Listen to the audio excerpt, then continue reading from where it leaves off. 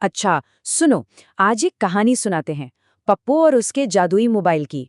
और हाँ, ये कहानी ना खास तौर पर उन लोगों के लिए है जो सोचते हैं कि बस चुटकी बजाते ही सारे काम हो जाते हैं।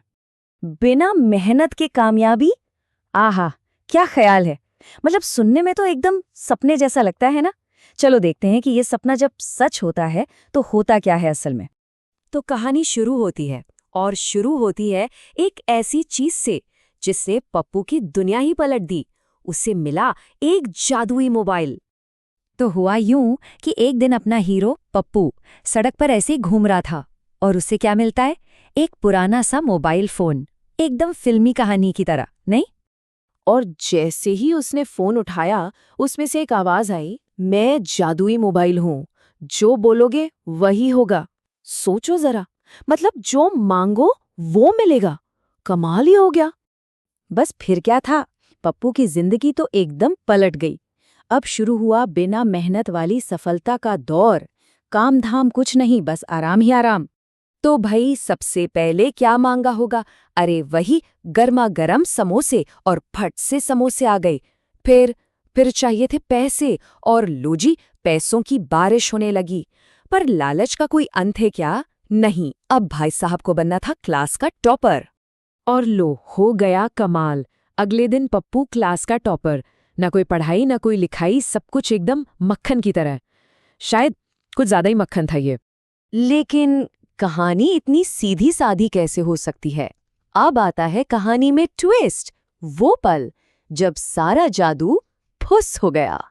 टीचर तो भाई एकदम खुश। बोली, वाह पप्पू, बहुत बढ़िया। चलो अब स्टेज पर आओ और सबको बताओ कि तुमने टॉप करने के लिए कितनी मेहनत की।